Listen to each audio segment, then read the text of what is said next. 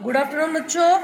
आज हम पद परिचय को लेकर फिर हाजिर हुए हैं और पद परिचय में आज हमारा अंतिम टॉपिक है या अंतिम पद है। वो क्या है बेटा? अव्यय या अविकारी।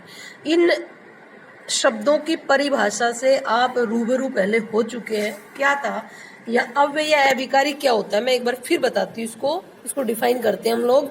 क्या है बेटा? आज का जो हमारा पद है वो अव्यय या अविकारी पद,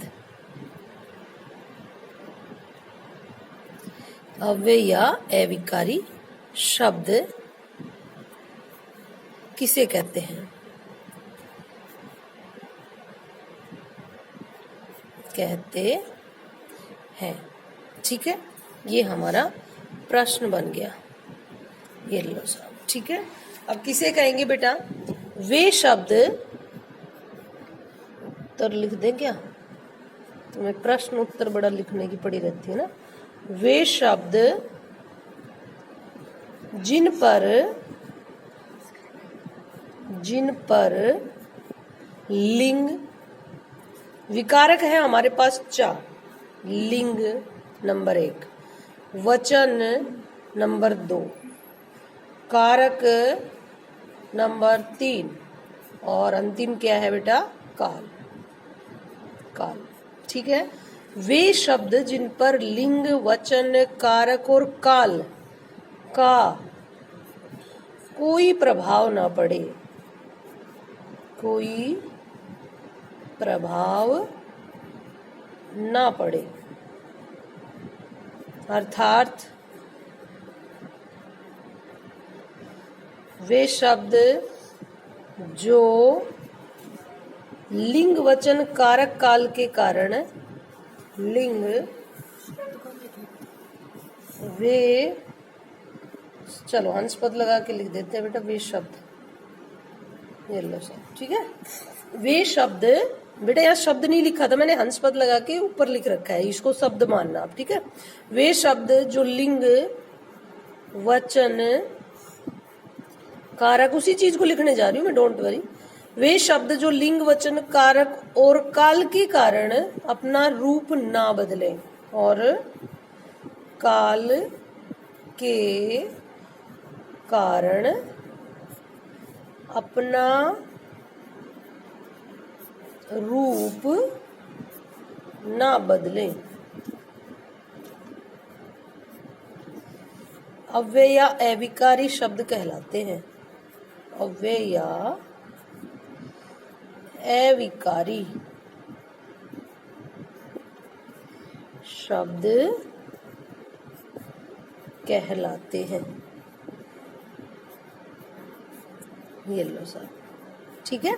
ये होगी इसकी परिभाषा, ठीक है। अच्छा, जैसे अब इतना तो समझ में नहीं आया, मतलब इन पर लिंग, वचन, कारक, काल का कोई प्रभाव नहीं पड़ेगा। मैं आपको 4 शब्द दूंगी, ठीक है बेटा। अब उन 4 शब्दों में आप बताना क्या है, कौन से शब्द? लड़का धीरे धीरे चलता है, ठीक है। दूसरा सेंटेंस दे रही हूँ, 4 सेंटेंस दूंगी मैं आपको। दूसरा है लड़का पढ़ता है तथा लड़की खेलती है। संयुक्त वाक्य बनाया था ना हमने, हाँ याद करो। लड़की खेलती है, चलो ठीक है। एक वाक्य और दे रही हूं मैं।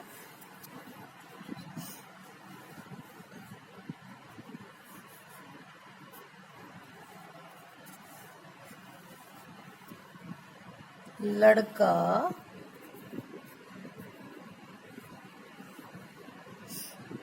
मकान के सामने बने, मकान के सामने बने बगीचे में खेलता है। ठीक है,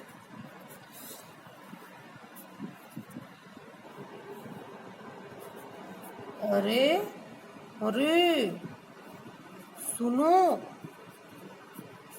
लड़का खेलता है। ये लो 4 सेंटेंस दिए मैंने। ठीक है, अब बात मैं करूं तो बेटा लड़का धीरे धीरे चलता है, इसका लिंग चेंज करो। लड़की धीरे धीरे चलती है।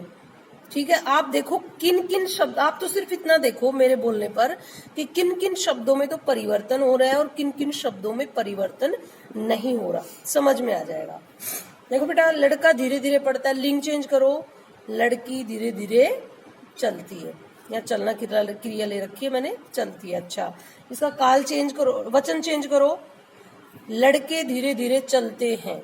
ठीक है, कारक लड़के का भाई, लड़के की बहन धीरे धीरे चलती है। या मैंने की लगाकर उसकी बहन ले आई, एक कारक का प्रयोग कर दिया तो क्रिया चेंज हो गई। हाँ भाई, कारक के कारण भी चेंज होता है। काल, लड़का धीरे धीरे चलता था, चलता है और चलेगा। देखो, आपने देखा इस सेंटेंस में लड़का चेंज हो रहा है, क्रिया भी उसी तरीके से चेंज हो रही है, लेकिन एक शब्द आया है जो का त्यों बैठा है। जिस शब्द के ऊपर ना तो लिंग का कोई प्रभाव पड़ा, ना ही वचन का, ना ही काल का और ना ही कारक का, वो शब्द ढूंढो कौन सा है? धीरे धीरे। ये लो साहब, अगर हम इसका लिंग चेंज करें तो धीरे धीरे देखा है क्या आपने कभी? भाई मैंने जो ये शब्द लिख रखा है यहाँ, ये जिस रूप में लिखा हुआ है किताबों में, मतलब हमारी हिंदी भाषा में इसी रूप में लिखा हुआ नजर आएगा आपको। इसका कोई बदला हुआ रूप नहीं है। और क्या भाषा में ऐसे शब्दों की जरूरत नहीं पड़ती? बिल्कुल पड़ती है बेटा। तो ऐसे शब्दों को क्या नाम दिया गया? ऐसे शब्दों को नाम दिया गया अव्यय या अविकारी। क्यों? इन शब्दों पर लिंग, वचन, कारक और काल का कोई प्रभाव नहीं पड़ा। ठीक है, चलो दूसरा देखते हैं। लड़का पढ़ता है तथा लड़की खेलती है। वही बात है बेटा, चेंज हो जाएंगे, कोई दिक्कत नहीं है। लेकिन ये तथा जो शब्द है, इसका लिंग, वचन, कारक और काल के कारण रूप बदल के दिखाओ, मुझे हिम्मत है तो।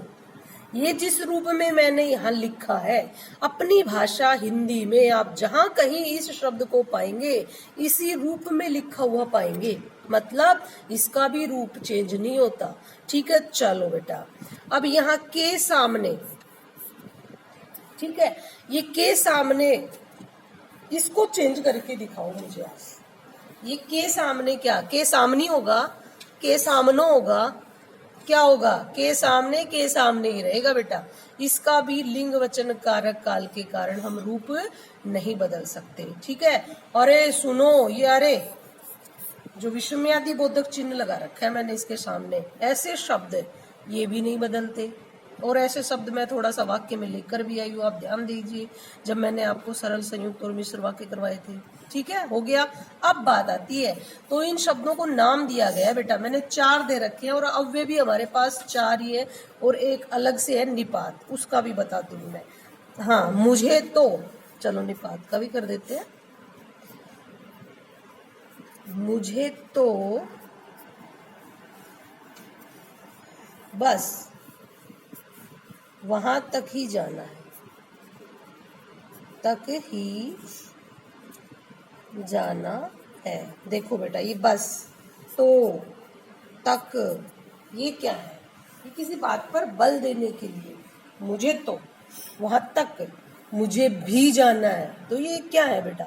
ये निपात शब्द कहलाते हैं। निपात, अच्छे से गिरना, मतलब दबाव देना, बल देना। ये जिस शब्द के आगे लगते हैं उससे पहले वाले शब्द पर दबाव देते हैं। ठीक है, अब देखो, मैंने 5 एग्जाम्पल दिए। इन 5 एग्जाम्पल के आधार पर 5 प्रकार के ही क्या होते हैं बेटा? अव्यय शब्द है। तो अव्यय कितने प्रकार का होता है? अव्यय के 5 भेद होते हैं। ये 5 एग्जाम्पल के अकॉर्डिंग निकाले हमने 5 भेद। अव्यय के, अव्यय या अविकारी एक ही बात है। 5 भेद होते है। ये लो सब नंबर 1, चलो लिख लो फटाफट। पहला वाला क्रिया की विशेषता बता रहा है तो उसको क्या कहेंगे बेटा? क्रिया विशेषण अव्यय। एक विशेषण होता है वो संज्ञा है, सर्वनाम की विशेषता बताता है। ये क्रिया विशेषण है क्योंकि क्रिया में भी तो क्वालिटी होती है, कोई धीरे चलता है, कोई तेज चलता है, ठीक है, कोई फटाफट खाता है, कोई आहिस्ता आहिस्ता खाता है, तो ये क्रिया की विशेषताएं हैं। तो नंबर 1 क्रिया विशेषण अव्यय। अव्यय की भेद तो कर ही रहे हैं, आगे अव्यय लगाओ ना लगाओ एक ही बात है। चलो नंबर 2, ये कौन सा? समुच्चय बोधक अव्यय। दो वाक्यों को जोड़ने के लिए जिस अव्यय का प्रयोग किया जाता है, और किंतु परंतु लेकिन अथवा तथा या इसलिए, ये सब क्या है? ये शब्द जैसे मैं बोल रही हूँ वैसे यूज होते हैं भैया, और दो वाक्यों को, दो शब्दों को, दो उपवाक्यों को जोड़ने के लिए प्रयुक्त होते हैं। तो ऐसे शब्दों को क्या कहते हैं? समुच्चय बोधक अव्यय। तो ये आए थे संयुक्त वाक्य में, ध्यान दो। हाँ वही समुच्चय बोधक, ये हो गया सब समुच्चय बोधक अव्यय। ठीक है। तीसरा देखिए बेटा, एक वाक्य का दूसरे वाक्य से रिलेशन बताते हैं। देखो जितने भी क्रिया विशेषण है उनके साथ अगर कोई कारक विभक्ति लग जाती है तो क्या बन जाते हैं? संबंध बोधक अव्यय बन जाते हैं। ये क्रिया विशेषण से ही बने हैं सारे, संबंध बोधक अव्यय। भैया ये साथ आएगा संबंध बोधक अव्यय, ठीक है। और चौथा विस्मयादि, आश्चर्य। इसमें जरूरी नहीं विस्मय हो, घृणा, शोक, हर्ष, खुशी, इसके लिए और इसका तो सीधी सीधी पहचान है भाई। पूछ विस्मयादि बोधक अव्यय। ये लो सर, ये हो गया विस्मयादि बोधक अव्यय। और लास्ट क्या है बेटा? पांचवा, जगह ही नहीं बची भाई, थोड़ी सी है, निपात। इसको नीचे पटक देते हैं। इस निपात का मतलब भी पटकना ही होता है, ये पटक दिया भैया निपात, ठीक है। तो क्रिया अविकारी शब्द कितने प्रकार के होते हैं? देखो हमने प्रयोग के आधार पर शब्द के भेद पढ़े थे बेटा। सबसे पहला पढ़ा था हमने संज्ञा, प्रयोग के आधार पर विकारी और अविकारी दो कैटेगरीज है। प्रयोग के आधार पर हमने शब्दों को दो भागों में बांटा था, एक था विकारी और एक था अविकारी। विकारी जो शब्द थे उनमें हमने शब्दों की 4 कैटेगरीज ली थी। पहले शब्द को नाम दिया गया संज्ञा, दूसरे को नाम दिया सर्वनाम, तीसरे को विशेषण और चौथे को क्रिया, ठीक है। क्यों कि संज्ञा, सर्वनाम, विशेषण और क्रिया शब्द है, इन ये लिंग, वचन, कारक और काल को देखकर अपना रूप बदलते हैं, इसलिए इनको विकारी शब्द कहा गया, ठीक है। उसके बाद हमने अविकारी शब्दों को लिया गया, और अविकारी शब्द मैं बता चुकी हूँ अभी आपको। ये कितने प्रकार के होते हैं? 5 प्रकार के। पहला क्रिया विशेषण, दूसरा समुच्चय बोधक अव्यय, तीसरा संबंध बोधक अव्यय, चौथा विषम्यादि बोधक अव्यय और पांचवा निपात। क्लियर?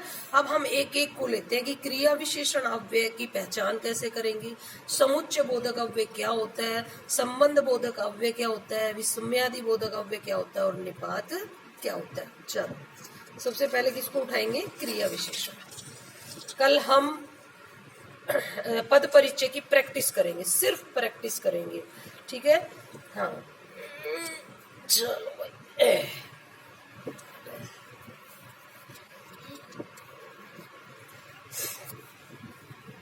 देखो बेटा पहला क्या था?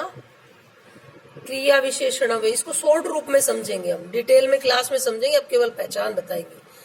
क्रिया विशेषण अव्यय भाई सीधा देखो, मैंने एक ही बात बता रखी है आपको कि हमारे हिंदी के शब्दों में ही उनकी परिभाषा छुपी हुई है। क्रिया विशेषण मतलब क्रिया के जो विशेषण है, अर्थात क्रिया की विशेषता बताने वाले अविकारी शब्दों को क्रिया विशेषण अव्यय कहते हैं बेटा। तो ये क्या काम करते हैं? क्रिया की विशेषता बताने वाले देखो बेटा ध्यान रखना, एक हमारे पास विशेषण था, विशेषण का काम संज्ञा और सर्वनाम की विशेषता बताना है, और क्रिया विशेषण का काम क्रिया की विशेषता बताना है। तो क्रिया की विशेषता बताने वाले अविकारी शब्दों को, ये अविकारी शब्द होंगे, वो विकारी शब्द है विशेषण। तो क्रिया की विशेषता बताने वाले अविकारी शब्दों को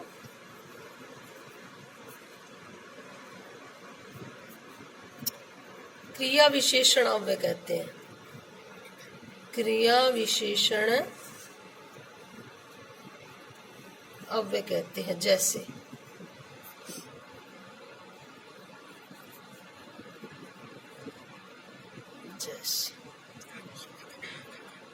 देखो बेटा, अभी मैं बताती हूँ आपको।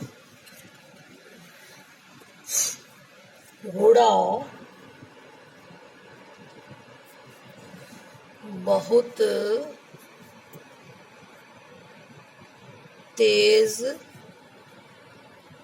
दौड़ता है।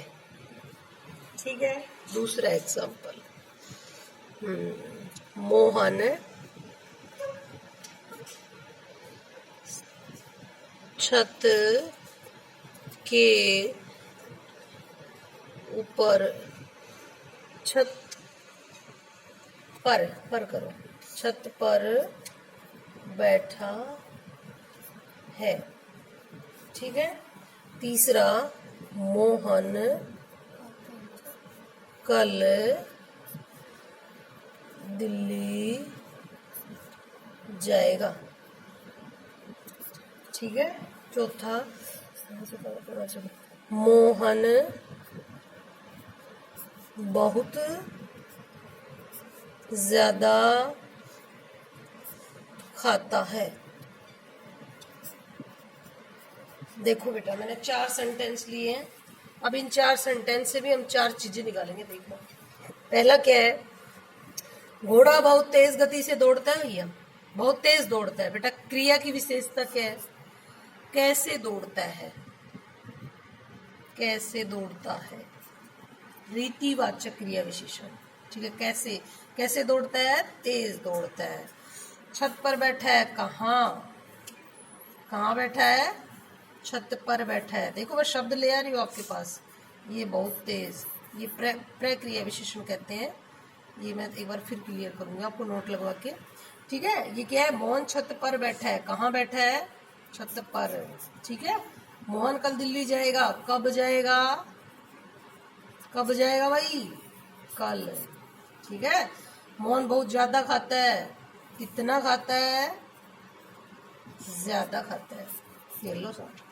अब एक बात बताती हूँ, क्रिया विशेषण जो अव्यय होते हैं वो भी 4 प्रकार के होते हैं बेटा। कितने प्रकार के होते हैं, 4 प्रकार के। एक एक का नाम लेंगे। देखो हम सबसे पहले कैसे का उत्तर देने वाला।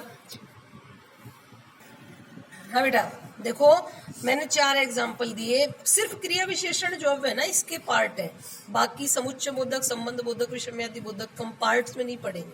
ठीक है, तो पहला कैसे का उत्तर जहां मिलता है। ठीक है, मुख्य क्रिया से पहले कैसे लगाकर उत्तर मांगो। अगर आपको उत्तर मिलता है तो वो कौन सा क्रिया विशेषण होगा, रीतिवाचक क्रिया विशेषण। तो पहले कहेंगे क्रिया विशेषण 4 प्रकार का होता है। क्रिया विशेषण अव्यय, अव्यय तो 5 प्रकार का होता है। मैं यहाँ क्रिया, ये तो अव्यय का पोता हो गया ना, ये बेटे हैं, ये पोता हो गया। तो क्रिया विशेषण अव्यय कितने प्रकार का होता है बेटा, 4 प्रकार का होता है। 4 प्रकार का होता है। ठीक है, पहला रीतिवाचक, रीतिवाचक, और मैं ब्रैकेट में डाल देती हूँ बेटा, ये ज्यादा डीप में समझने की कोशिश करना मत, लेकिन आना चाहिए आपको। कैसे, मुख्य क्रिया से पहले कैसे लगाकर उत्तर मांगे। अगर उत्तर मिलेगा तो कैसे का, तो कौन सा क्रिया विशेषण होगा, रीतिवाचक। दूसरा है बेटा स्थानवाचक।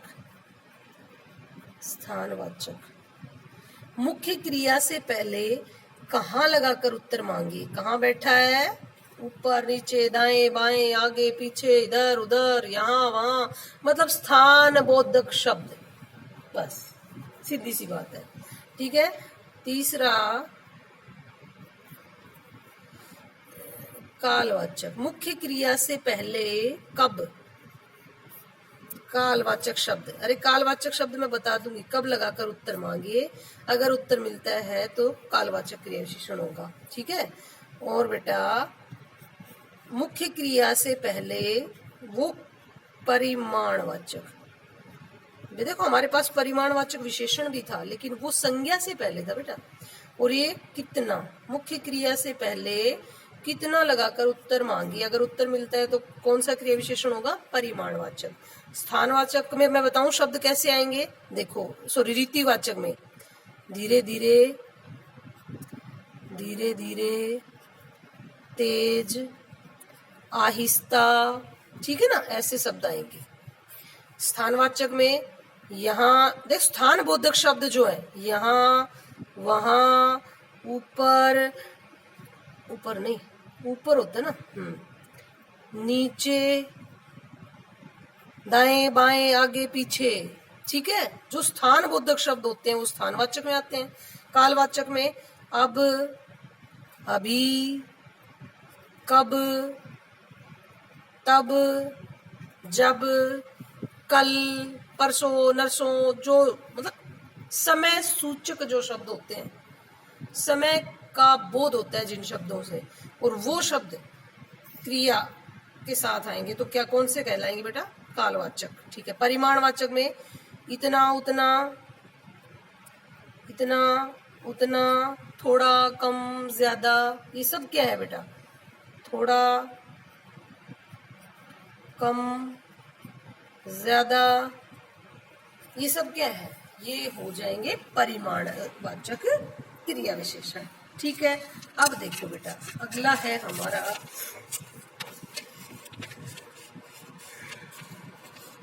कौन सा ले पाया था भाई, समुच्चय बोधक। समुच्चय बोधक दूसरा है ये, इसके कोई पार्ट नहीं होते, ये हमने कर रखे समुच्चय बोधक अव्यय। इसकी परिभाषा नहीं दूंगी, संयुक्त वाक्य में प्रयुक्त होने वाले, सिर्फ इतना लिखूंगी क्योंकि वहां मैं करवा चुकी हूं उनको। संयुक्त वाक्य में प्रयुक्त होने वाले, वाक्य प्लस उपवाक्यों में प्रयुक्त होने वाले, उपवाक्यों में प्रयुक्त होने वाले,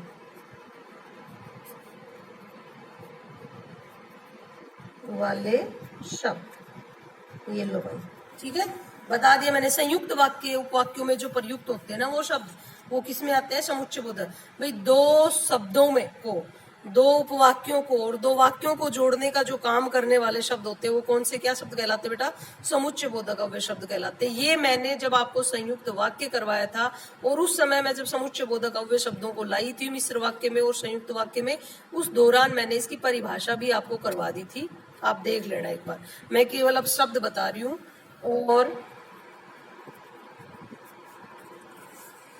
और तथा, ये समान सूचक, किंतु, विरोध सूचक, परंतु, लेकिन,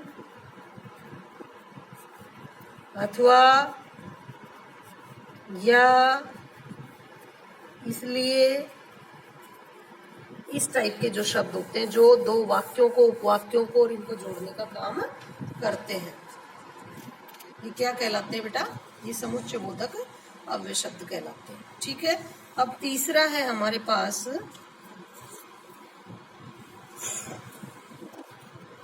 संबंध बोधक।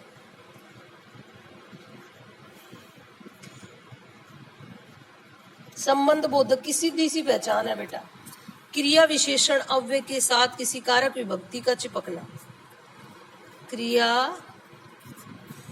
विशेषण अव्यय जब किसी कारक विभक्ति के साथ आए, कारक विभक्ति के साथ आएगा तो वह संबंध बोधक अव्यय बन जाता है। जैसे के ऊपर, के नीचे, ठीक है, के अंदर, के बाहर, ये सब, ठीक है बेटा। जैसे के ऊपर, के नीचे, ये इधर मैं ये एग्जांपल दे रही हूँ बेटा, इधर इसकी परिभाषा दे रही हूँ ना। हाँ, के ऊपर, के नीचे, के अंदर आदि, ठीक है। चलो अगला देखिए बेटा, चौथा है हमारे पास विस्मयादि बोधक।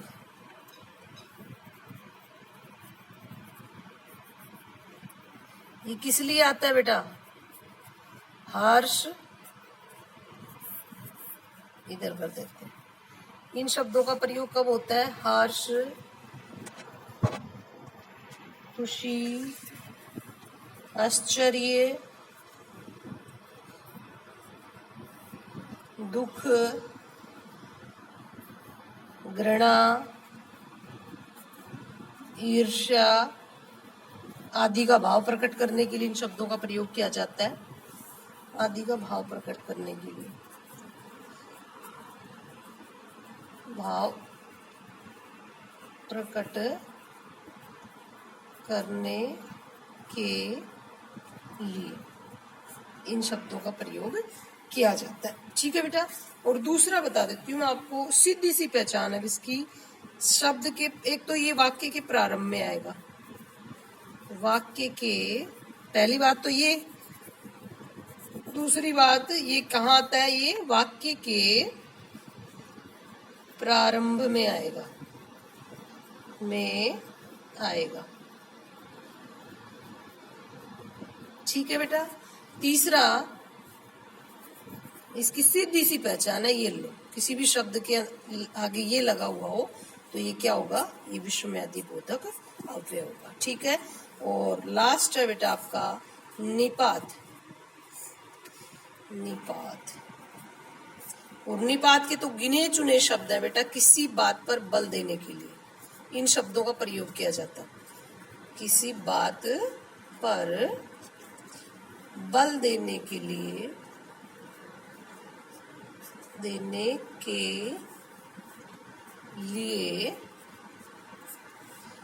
इन शब्दों का प्रयोग किया जाता है। इन शब्दों का प्रयोग किया जाता है, प्रयोग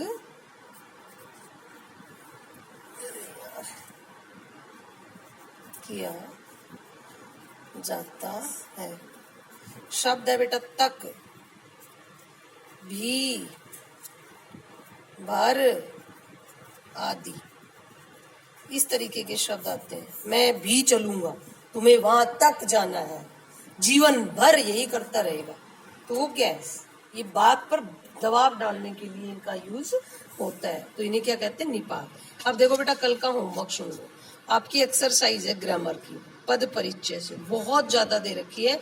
कल की क्लास में हम केवल और केवल पद परिचय, अब तुम इन शब्दों का कैसे करोगे ये सिखाएंगे आपको। आपको पढ़ना है, संज्ञा शब्दों को अच्छे से पढ़िए, विकारी और अविकारी दोनों तरीके के जो शब्द हैं इनको बहुत अच्छे से पढ़िए। जिसमें विकारी शब्दों में संज्ञा को पढ़ना है, सर्वनाम को, विशेषण को और क्रिया को।